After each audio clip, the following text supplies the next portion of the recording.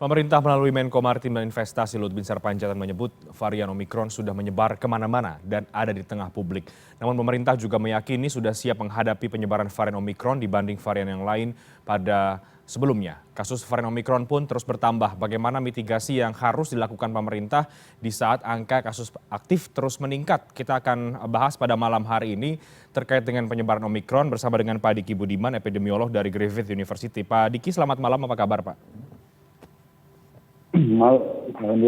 Baik, baik Pak Diki, bagaimana Anda melihat Pak penyebaran varian Omikron di Indonesia yang diakui pemerintah setiap hari kemudian bertambah dan bahkan sudah disampaikan juga oleh Pak Menko Luhut bahwa ini sudah menyebar kemana-mana? Ya, ini sesuatu yang sulit untuk dihindari ya. Di dunia tidak ada negara yang bisa menghindari penyebaran dari Omikron ini yang begitu efektif dalam menginfeksi. Nah, namun kabar baiknya adalah bahwa situasi kita jauh lebih baik dibanding ketika Delta ada, ya, di mana cakupan vaksinasi sudah jauh lebih tinggi, termasuk di sini adalah jumlah orang yang sudah pernah terinfeksi atau penyintas ini ternyata sangat banyak, ya, puluhan juta dan mungkin menurut saya bisa 20 juta. Nah, ini walaupun sesuatu yang tentu kita prihatin, tapi di sisi lain ada fungsi barier yang mereka miliki dari orang-orang yang memiliki imunitas ini, baik yang dari vaksinasi maupun penyintas. Nah, namun ini hanya memberi keleluasan waktu sementara. Ya, bahwa akan ada tren peningkatan dari kasus Omikron ini sesuatu yang sulit sekali lagi akan terjadi dalam bahkan mungkin sampai 2 atau 3 bulan ke depan. Nah, namun yang harus diketahui karena kita ini adalah negara kepulauan, satu. Kedua, bahwa cakupan vaksinasi pun di antar wilayah, terutama antara Jawa dan Luar Jawa Bali ini sangat berbeda. Maka dampak Omikron ini sekali lagi akan juga berbeda.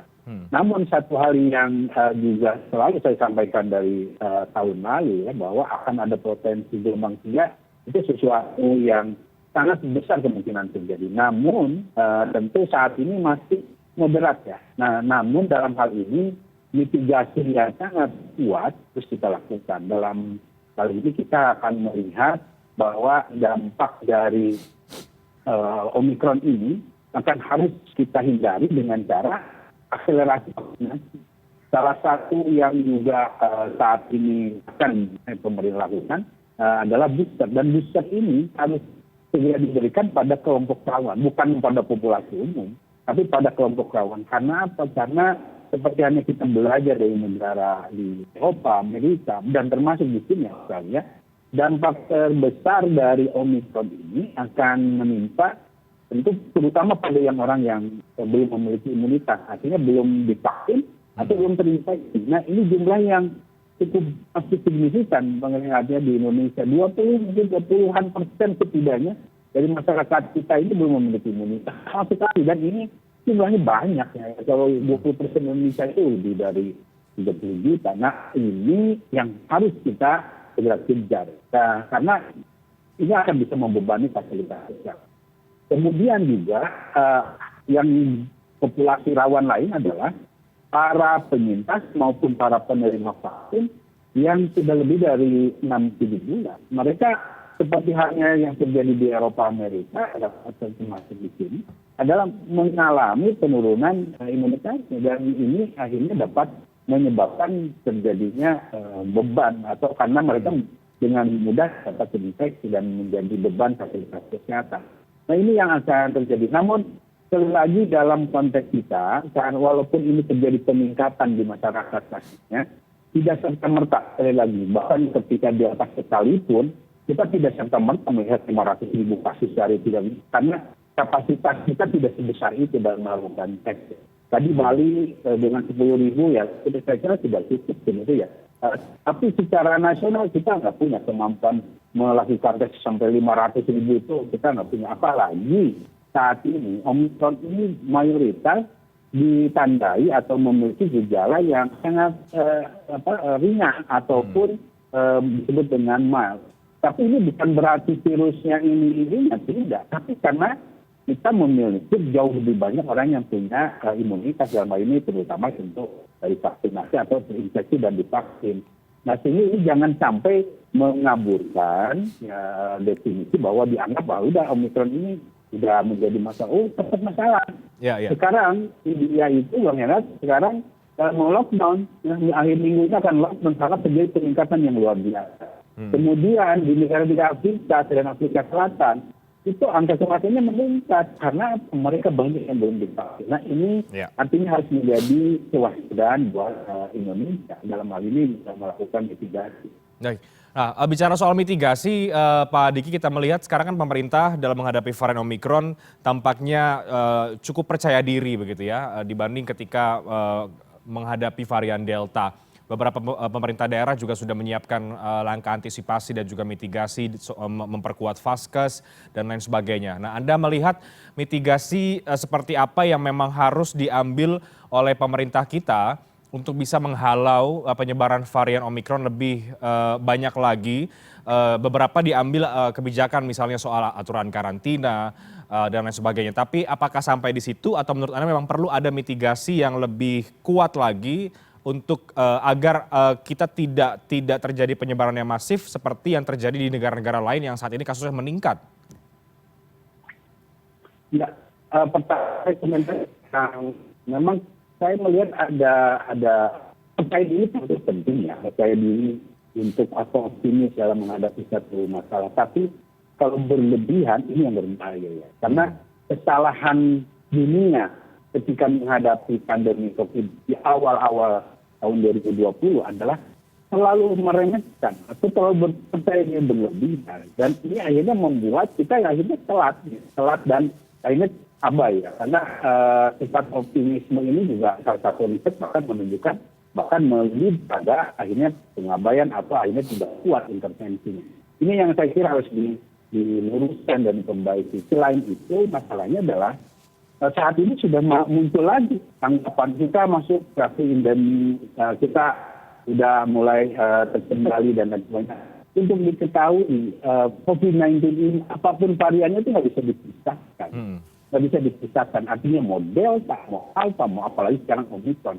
Jadi kalau bicara disebut endemi, Omikron itu belum dalam fase endemi. Gitu. Jadi ini yang harus saya harus luruskan ya. Jadi kalau dianggap endemi sebetulnya sangat tidak tepat ya. Pada saat ini ketika kita melihat Omikron meningkat, ini bukan endemi, ini meningkat gitu. Jadi dan ini nggak bisa dipisahkan, dia tetap COVID. Jadi apapun variannya, gejalanya sama, mekanisme penularannya sama, dan penyakitnya sama gitu. Dan dia nggak bisa dipisahkan. Apa ini Omikron? Sekali lagi, artinya kita harus melihat fakta bahwa situasi belum dalam fase yang disebut dengan sekali lagi dengan terkendali ya, endemi pun sebetulnya belum. Nah, oleh karena itu mitigasi yang harus kita lakukan adalah karena menghadapi jenis variannya yang masih beredar ini sangat terus adalah dua, yaitu Delta dan Omikron, yang dua-duanya ini hampir bersamaan menjadi masalah di berbagai belahan, maka tentu responnya tidak bisa hanya mengandalkan pada keberhasilan ketika menghadapi Delta saja. Karena dengan dua musuh ini kita harus berkuat. Karena apa? Perbedaan Omikron dengan Delta. Omikron ini bisa merajalela di antara orang yang sudah divaksinasi. Kemudian dia dari Delta itu. Kalau Delta menghadapi orang yang sudah divaksinasi dua-dua itu dia terbatas. Tidak bisa menembus itu. Kemampuan dia hanya sebatas itu. Tapi kalau Omikron nggak melihat ya. Artinya kemampuannya sudah 3 kali bahkan lebih kuat daripada Delta dalam menginfeksi orang-orang yang sudah tervaksinasi, bahkan termasuk yang sudah dapat booster. Dan untuk dipahami juga bahwa Omikron menular ini atau menyebar di dunia lebih dari 100 negara saat ini dalam kurun waktu kurang dari 1 bulan, coba bayangkan. Itu di tengah kondisi dunia ini hanya mengizinkan orang bisa berpergian ke luar negerinya, ke luar negaranya, itu kalau sudah divaksinasi penuh. Dan itu tetap menyebar Omikron ini. Nah ini kan menunjukkan ada satu hal yang harus sangat kita waspadai. Dan ini perbedaannya sekali lagi dengan Delta. Itulah sebabnya mitigasinya tidak bisa sama dengan ketika Delta. Salah satunya yang saya usulkan adalah kalau bicara misalnya mau datang ke Indonesia, PCR testnya ya dengan 3 kali 24 jam sebelum kedatangan. Saat ini sebaiknya ya 1 kali 24 jam sebelum keberangkatan gitu ya, ke Indonesia. Dan tentu kalau bicara masker misalnya, ya masker sekarang harusnya N95 kalau orang-orang mobile seperti ini. Termasuk ketika datang ke Indonesia dan menjalani isolasi karantina, setidaknya dia menjalani satu masa karantina. Bolehlah sekarang ada masa karantina 7 hari, tapi ada tambahan requirement, nanti saya bisa jelaskan. Tapi setidaknya sebetulnya yang ideal adalah untuk penguatan mitigasi itu 14 hari. 14 hari karena apa? Karena pada hari ke-11-12, 97% itu masih terdeteksi. Sehingga untuk mengambil aman, ambil 14 hari, itu dasarnya sebetulnya. Dan juga kita perkuat ini dengan akhir dari masa karantina itu dengan adanya 2 tes yang sama-sama negatif dalam beda 24 jam. Ini termasuk kalau memilih 7 hari atau 10 hari. Itu yang akan menjaring bahwa orang-orang yang masuk ke wilayah Indonesia ini dalam potensi risiko kecil. Nah, itu baru di perbatasan atau pintu masuk. Nah, di dalam yang namanya 3T, 5M, vaksinasi menjadi harus lebih lengkap, lebih kuat ya. Karena bicara sekali lagi, bicara Omikron ini, kemampuan dia dalam pertumbuhan kasusnya atau disebut dengan pola eksponensialnya pertumbuhannya ini bisa 2 atau 3 kali lebih daripada Delta. Bahkan yang disebut dengan doubling time-nya Omikron ini bisa sampai setiap 2 hari. Katakanlah hari ini 10.000, 2 hari lagi 20.000 dia. Atau 4 hari lagi dia sudah 40.000. Nah ini kecepatan yang dimiliki oleh Omikron. Oke, baik Pak Diki, kalau terkait dengan vaksin booster, Anda ada tanggapan? Karena vaksin booster kemudian sudah disampaikan oleh Presiden dimulai sekitar pekan depan tanggal 12 Januari dan ini juga bisa jadi menjadi salah satu upaya untuk bisa menghadapi varian Omikron dan juga penyebarannya karena misalnya di Jakarta juga sekarang sudah terkonfirmasi sudah terjadi transmisi lokal.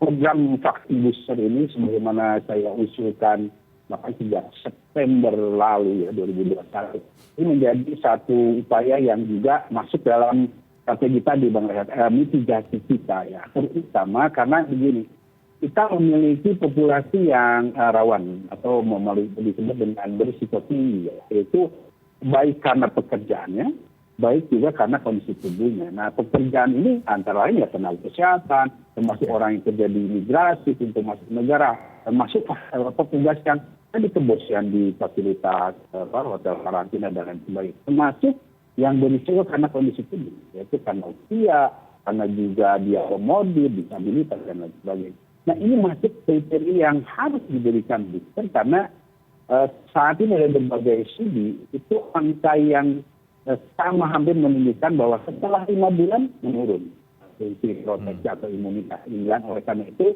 booster menjadi sangat penting. Dan saya melihat bahwa pemerintah sudah dalam relatif jalur yang benar pemberian booster ini. Namun tentu ini yang harus kita awal bersama bahwa ini betul-betul ditujukan pertama pada kelompok yang berisiko tinggi. Karena kalau di luar itu kita masih punya PR menyelesaikan yang 2 dosis ini yang belum merata, terutama di luar Jawa. Nah ini yang tentu semua harus dilakukan paralel. Jangan sampai belum apa-apa ya kita sudah mengejar juga yang di luar kelompok yang berisiko tinggi. Nah ini yang harus dilakukan. Dan sekali lagi booster terbukti efektif pada beberapa termasuk di negara-negara yang terdampak ya Omikron. Masih di sini saya ingin sampaikan di Australia ini salah satu yang menyolok saat ini di Queensland. Queensland ini Bang Rehat biasanya kasus sebelum ada Omikron itu kasus itu 1, 2 atau nggak ada sama sekali. Nah begitu Omikron ini bahkan ketika pintu masuk kita ini ditutup banget ya. Saya nggak bisa pulang ke Indonesia, nggak bisa ada yang masuknya. Tapi Omikron itu luar biasa, begitu efektif masuk. Hari ini saja kasusnya 2.000 Bang Rehat ya, 2.000-an. Yang tadinya 1-0 ini sekarang jadi hal yang bagus 1.000 bukan hal yang mengagetkan hasil tesnya banyak yang di atas 1000-an sehari. Tapi di sini saat ini berbeda dengan awal tahun 2021 Januari, saat itu ada 2-3 kasus Delta langsung lockdown. Saat ini meskipun Januari ini ada sekitar 2.000 kasus, itu tidak lockdown. Karena apa?